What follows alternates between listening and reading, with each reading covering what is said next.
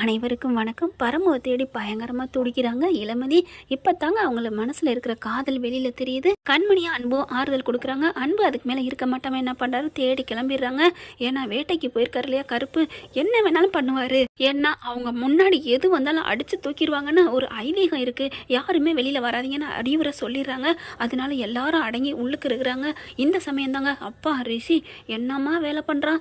கரெக்டாக போயிட்டு மாட்டுக்கு இதில் அதாவது மாட்டு வண்டி இருக்குது பார்த்தீங்களா, அதில் கட்டி கரெக்டாக இதில் தான் அந்த சாமி வரும் அப்படின்னு சொல்லி அந்த ரவுடிங்கெல்லாம் எல்லாம் கட்டி போட்டுறாங்க. அதுக்கப்புறம் சொல்லிட்டு தாங்க போகிறான், உனக்கு அந்த சாமியை தண்டனை கொடுக்குண்டா அப்படின்னு சொல்லிட்டு என்னை அவுத்து விட்றா அப்படின்னு பரமன் சொல்கிறாங்க.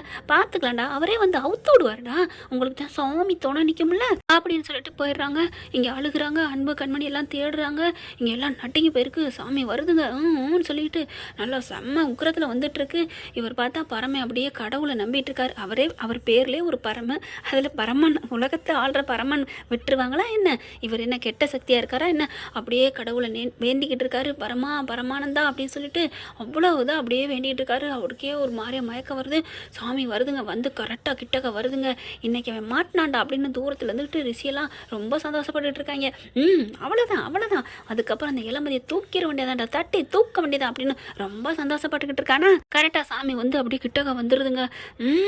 அப்படின்னு அப்படி பார்த்தா கண்ணை மூடுது. கண்ணுக்கு முன்னாடி ஒரு குழந்தை கிடந்தா எப்படி இருக்கும்? வயிற்றுக்குள்ள இருக்க குழந்தைய பார்த்து ஒரு நாடகத்தில் அப்படித்தானே ஒன்றும் பண்ணாமல் போயிடுச்சு ஆனந்திய சிங்கப்பண்ணையில். அதே மாதிரி தான் இப்போ பார்த்தீங்கன்னா அப்படியே பார்க்குறாங்க. அவர் கண்ணுக்கு உண்மையிலே குழந்தை, அதுவும் முருகர் மாதிரி சாமி குழந்தை மாதிரி தெரியுது. பார்த்துட்டு யார் இப்படி கட்டி வச்சது முருகா அப்படின்னு, அதாவது அவங்களோட மேல்கள் இன்னும் கடவுள் இருக்காங்க இல்லையா, அவங்க இந்த கண்ணுக்கு அப்படி காமிக்க வைக்கிது. ஏன்னா இவருக்கு உச்சத்தில் ஏறிட்டாருன்னா இறங்க மாட்டார் இல்லையா, அதனால இவங்களுக்கு தடுக்க முடியாதுன்னு குழந்தையா அது முருக தெய்வமாக காமிக்கிறாங்க. காமிச்சதுனால சாமி நீயா அப்படின்னு சொல்லிட்டு என்ன பண்ணுறாங்க, அவங்களே அப்படியே அவுத்து விட்றாங்க. அவுத்து விட்டதும் இல்லாமல் பயங்கரமாக அப்படியே காயங்கள் எல்லாம் தொட்டு அப்படியே ஆறுதல் படுத்துறாங்க. எல்லா காயமும் ஆறிடுங்க, ஒன்றும் செய்யாமல் பார்த்து போங்கிற மாதிரி அப்படி சொல்லிட்டு மறுபடியும் ஆடிக்கிட்டே போயிடுறாரு சாமி. போனதுக்கப்புறம் பரமுக்கு என்ன சொல்கிறதுன்னு தெரியல. இங்கே பார்த்தா டேய் என்னடா ஆச்சு, இன்னும் கொஞ்சம் நேரத்தில் பார்ப்போமா இல்லை நம்மளே போவோமா அப்படின்னு சொல்லிட்டு இருக்காங்க. அது நேரம் முடிஞ்சிருக்கட்டா சோழி, வா நம்ம போயிட்டு இளமதியை தூக்குவோம் அப்படி சொல்லிட்டு இங்கே போகிறாங்க. அந்த கண்மணியை விடக்கூடாது அப்படிங்கிற செம்ம காண்டில் போகிறாங்க. இங்கே பார்த்தா வந்துக்கிட்டு இருக்காரு தலைவர், நல்லா வராருங்க.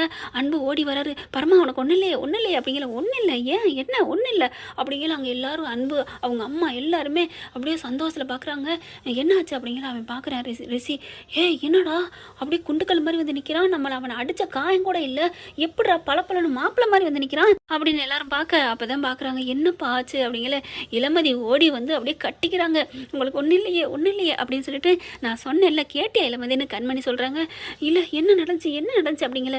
என்ன பண்ணான்னு தெரியுமா, பிடிச்சி கட்டி வச்சு இந்த சாமி ஊர்வலம் வர்ற அந்த நேரத்தில், வேட்டையாடுற நேரத்தில் என்னை கட்டி வச்சுட்டாங்க தெரியுமா. ஐயோ அப்புறம் என்னாச்சு, உங்களை எப்படிங்க சாமி விட்டுச்சு? அதுதான் இளமதி தெரியல, எனக்கே தெரியல. அவங்க கண்ணுக்கு என்ன தெரிஞ்சோ தெரியல. சாமி என்ன சாமி நீங்கள் எங்கே இருக்கீங்க அப்படின்னு சொல்லிட்டு என் கையை கட்டெல்லாம் அவுத்து விட்டு என் மேலே ஃபுல்லாக தொட்டாங்க. தொட என் காயம்புலாம் ஆறிடுச்சு. அதுக்கப்புறம் நீ பொழைச்சிப்போ, உனக்கு நினச்சதெல்லாம் நடக்குன்னு சொல்லிட்டு அனுப்பிட்டு போயிருச்சு சொல்லிட்டு எனக்கே ஆச்சரியமாக இருக்குது அப்படின்னு சொன்னோன்னா, அங்கே இருக்க பூசாரிலேருந்து எல்லாரும் ஐயா நீ தெய்வ குழந்தையா அப்படின்னு சொல்லிட்டு எல்லாரும் அப்படியே ஒரு மணி அடிச்சு சொல்லுவாங்க இல்லையா, பூஜை காமிக்கிற மாதிரி அப்படி பண்ணுறாங்க.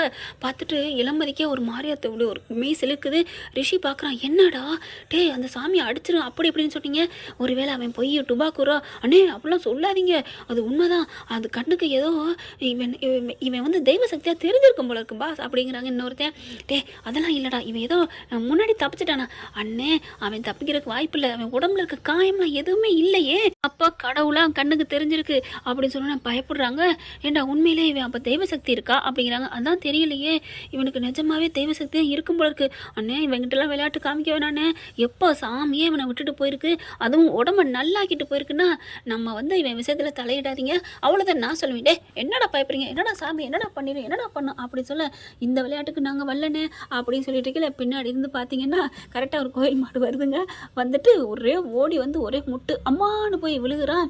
விழுந்த இடம் என்னமோ சொன்னியே சாமியாவது இதான்னு சொன்னில, இப்போ சாமியை பழிக்கலாமா என்னாச்சு அப்படிங்கிற மாதிரி பார்க்குறாங்க. தள்ளி நின்றுக்கிட்டு அட பாவிங்களா அம்மா ஐயோ அப்படின்னு சொல்ல, பரம வராரு. ஏண்டா அப்படின்னு காலை தூக்கி ஒரு பெட்டி மேலே தூக்கி வச்சுட்டு, என்னமோ சொன்னேன் என்னை ஒன்றும் பண்ண முடியாதுன்னு, இப்போ யார் விழுந்து கிடக்குறா என்னோட நல்ல மனசுக்கு கடவுள் எனக்கு நல்ல பரிசை கொடுத்துருக்காங்க. ஆனால் நீ பண்ண கேவலமான விஷயத்துக்கு தக்க தண்டனை சூப்பர் பரிசாக கொடுத்துட்டாங்க பார்த்துக்கிட்டியா. இதுக்கு தாண்டா எப்போவுமே நல்ல மனசு வேணுங்கிறது அப்படின்னு சொல்ல இளமதிக்கு சந்தோஷம் தாங்கலை. ரிஷியை பார்த்து தோ நீலாம் ஒரு மனுஷனா அப்படின்னு சொல்லிட்டு காரி துப்புறாங்க. எல்லாத்துட்டையும் பரமன் சொல்லிடுறாரு இவன் என்னை கட்டி போட்டது அப்படி இப்படி அங்கே நடந்தது பூரா சொல்ல சொன்னகையோடு எல்லாம் முக்கிய ஆரம்பிச்சிடாங்க. படுபாவி அதான்டா உன்னை சாமியே அந்த கோமாதாவே உன்னை தள்ளி போட்டா அப்படி முத்தி போட்டுருச்சு அப்படின்னு சொல்லிட்டு எல்லாம் சொல்கிறாங்க. எல்லாரும் அடிக்கடான்னு சொல்லல. இல்லை நிறுத்துங்க அப்படின்னு கண்மணி அன்பு வராங்க. அவனெல்லாம் அடித்து வேஸ்ட்டு புண்ணியம் இல்லை அவனை துரத்தி விடுங்க அப்படிங்கிறாங்க. ரிஷி பார்க்குது நான் விடமாட்டேன் என்னைக்கு தான் நான் தான் உனக்கு புருஷன் அப்படின்னு பட அப்படின்னு சொல்லி விரட்டி விட்றாங்க. அப்போ கண்மணி அன்பு வராங்க. இங்கே பாரு இளமதி இந்த மாதிரி கண்ட நாயெல்லாம் அப்படிலாம் பேசுதுன்னா அதுக்கு என்ன அர்த்தம் தெரியுதா? என்ன கண்மணி நீ விரும்புகிறத மறைச்சி வைக்காத. பரமன் மாதிரி உனக்கு மனுஷன் கிடைச்சாலும் தேடினாலும் கிடைக்காது. அவர் நல்ல மனசுங்கனால அந்த கருப்பு சாமியை விட்டுட்டு போயிருக்கு. அப்போ எவ்வளோ பெரிய நல்ல மனுஷனாக இருந்தால் இந்த மாதிரி சாமியே கை கொடுத்து அதுவும் உடம்புல ஒரு காயம் இல்லாமல் ஆகிட்டு போயிருக்கு. புரியுதா இல்லையா இளமதி அப்படிங்கிறாங்க. அப்படியே கண்மணி நீ சொல்கிறது சரிதாண்டி நான் ஏற்றுக்கிறேன்னா என்ன அப்படிங்கல நான் ஒத்துக்கிறேன். அப்போ இளமதி அண்ணன் எங்கள் அண்ணனை ஏற்றுக்கிறாளா அப்படின்னு கேட்கல. ஆமாம் அண்ணி அப்படிங்கிறாங்க. அண்ணே அப்படின்னு கூப்பிட வேகமாக மச்சான் வாங்க என் தங்கச்சி மலை ஏற்றுக்குச்சு நிஜமாவா அப்படின்னு வேகமாக சந்தோஷமாக வந்து இளமதியை கட்டிக்கிறாங்க. இங்கிட்ட பார்த்தீங்கன்னா அன்பு என்ன பண்ணுறாரு படக்குன்னு வந்து கண்மணியை கட்டி பிடிக்கிறாங்க. நீங்கள் என்ன கட்டி பிடிக்கிறீங்க? இல்லை அந்த ஜோடி கட்டிக்கிருச்சு அதான் நம்மளும் கட்டிக்கிறான்னு. அவங்க சண்டையாக இருந்தாங்க சமாதானம் ஆகிட்டா கட்டிக்கிறாங்க.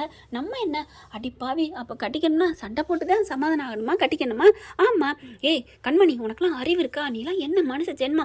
எங்கள் அம்மா இங்கே தனியாக விட்டு வந்துட்டா இவங்க எப்படியோ போகிறான்னு விடாமல் யாரோ எவரோ அடிச்சு கிடந்தா நமக்கு என்ன அன்பு ஏன் இப்படிலாம் திட்டுறா? இங்கே பார் உன்னை எனக்கு பிடிக்கவே இல்லை நீ வர ரொம்ப பேசுகிற அப்படின்னு கத்த. ஏன் அன்பு இப்படிலாம் பேசாத அன்பு ஏன் திடீர்னு இப்படிலாம் பேசுகிற நல்லா தானே இருந்தா அப்படின்னு சொல்ல. நான் கோமா பேசுகிறேன் உனக்கு பிடிக்கலையா கண்மணி? ஆமாம் அன்பு அப்படிங்கிறாங்க. சரி ஓகே என் பொண்டாட்டி சொன்னால் நான் கேட்டு தான் தீரணும் என்ன மக்களே அப்படிங்கல. ஆமாப்பா பொண்டாட்டி பேசுனா கேட்டு தான் ஆகணும் அப்போ தான் பூவா கிடைக்கும். அதுவும் நல்ல பொண்டாட்டிக்கு பேசுனா சொன்னால் கேட்கணும் தட்டவே கூடாது அப்படிங்கிற கண்மணி. அப்போ நான் இனிமேல் கேட்குறேன் சரிங்க அப்படின்னு சொல்ல. என்ன கண்மணி பொய் பேசிட்டியா? நான் என்ன பேசுனேன்? நீ என்ன சொன்ன? சண்டை போட்டு சமாதானம் ஆகுனா கட்டி பிடிச்சிக்கலான்னு சொன்னில்ல. ஆமாம் அப்புறம் நீ பாட்டுக்கு அங்கே நிற்கிற. அட பாவி மனசா அப்போ கட்டி பிடிக்கிறங்க தான் சண்டை போட்டிங்களா? புரிஞ்சுக்கிட்டா சரி அப்படின்னு சொல்லிட்டு கிட்டக்க வராரு. சரி ஓகே அப்படின்னு கண்மணி வந்து ஓடி கட்டிக்கிறாங்க. ஓடி வந்து கட்டினோன்னே அவங்க அம்மா பார்த்துட்டு ஐயோ அப்படின்னு சொல்லி அம்மா வெக்கப்படாதீங்கம்மா இந்த கட்டி பிடிக்கிறது கடவுளால் அருளால் வந்தது. அதனால இவங்க 2 ஜோடியுமே சூப்பர் ஜோடி கடவுளால் அனுப்பப்பட்ட ஜோடின்னு நாங்கள் நினைக்கிறோம் அப்படின்னு எல்லாரும் பூக்களை தூவுறாங்க. அப்படி ஒரு சந்தோஷங்க சிவகாமிக்கு அவ்வளோ ஒரு சந்தோஷம். நம்ம பிள்ளையும் மருமகளும் அவ்வளோ ஹாப்பியாக இருப்பாங்களே அப்படின்ட்டு அதுக்கப்புறம் வாங்க எல்லாம் இங்கே தீபாரணை காட்டுறோம் வாங்க அப்படின்னு சொல்லவும் எல்லாரும் போகிறாங்களா. போயிட்டு சிவகாமி திரும்பி பார்க்குது. இதுங்க 2 பேர் மட்டும் இருக்கே கட்டி பிடிச்சிட்டு நிற்கிறாங்க. ஹலோ என்ன அப்படின்னு கண்மணியும் அன்பையும் கூப்பிட இளமதியும் பரமனுமே வந்து கூப்பிடுறாங்க. போங்க நாங்கள் இந்த உலகத்தில் இல்லை நாங்கள் வேறு உலகத்தில் இருக்கோம் அப்படின்னு கண்மணி அன்பு சொல்ல. ஹலோ பாசே சண்டை போட்ட நாங்களே சேர்ந்துட்டோம் உங்களுக்கு என்ன அப்படிங்கிற திரும்பி பார்க்குறாங்க அன்பு. நீ என்னம்மா தங்கச்சி நினைக்கிற? உன் சண்டையை விட எங்கள் சண்டை உலகமாக சண்டை அப்படி பார்த்தா நாங்கள் 1000 வாட்டி கட்டி பிடிச்சிட்டு இருக்கணும். அட போமா அப்படிங்கிறாங்க. அண்ணே அச்சே ஐயோ நான் இப்போ என்னம்மா சொன்னேன்? சொன்னதெல்லாம் கேட்டுருச்சுன்னு வாங்க சாமி கும்பிட கூப்பிட்றாங்க அப்படிங்கிற கண்மணி வெக்கப்படுது. அடடா என் பொண்டாட்டி வெக்கப்படுறா அப்படிங்கிற. ஏன் அண்ணி வெக்கப்பட மாட்டாங்களா என்ன? அட நீ வேற சண்டைக்கோழி. என்னது சண்டைக்கோழியா? ஐயோ ஆளு சண்டைக்கோழின்னு சொல்லி எனக்கு அதே வந்துருச்சுமா அப்படின்னுட்டு என் ஆளு மாதிரி கோவம் வர்றது யாருக்கும் தெரியாதே. அவளை நான் மலையேறிலேருந்து இறக்குனதுக்குள்ளே பெரும்பாடு பட்டுட்டேன். என் உயிரே விட்டு தெரியுமா அவளை என் வலைக்கு கொண்டு வந்தேன். என்னென்ன சொல்கிறீங்க? ஆமாம் நான் என்னென்ன அடிமட்டம் ஆக்கிக்கணுமோ அப்படி ஆக்கினேன் அப்படின்னு நடந்ததெல்லாம் சொல்கிறாங்க.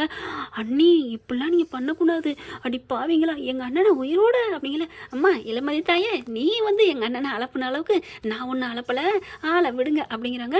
அப்படின்னு எங்கள் அண்ணன் தப்பு பண்ணுச்சு. அந்த வெண்ணிலான்னு ஒருத்தி இருக்காளே அம்மா தாயே அவளை பற்றி பேசாதம்மா நீ வாமா அப்படின்னு கோயிலுக்கு சாமி கும்பிட்றதுக்கு ஓடுறாங்க. ஓகே ஃப்ரெண்ட் பார்க்கலாம் இப்படி பண்ண நல்லா தானே இருக்கும். தேங்க்யூ. இந்த வீடியோ உங்களுக்கு பிடிச்சிருந்தா தயவு செய்து லைக் பண்ணுங்க. இன்னும் அப்டேட்ஸ்க்காக சேனலை சப்ஸ்கிரைப் பண்ண மறக்காதீங்க. நம்ம கிட்ட இருக்க எல்லா சேனல்ஸோட லேட்டஸ்ட் வீடியோ அப்டேட்ஸ்க்காக மேல ரைட் சைட்ல காட்டுற லிங்கை கிளிக் பண்ணி வாட்ஸ்அப் குரூப்ல ஜாயின் பண்ணுங்க. உங்களிடம் விடைபெறுவது நான் உங்கள் மெஹர்.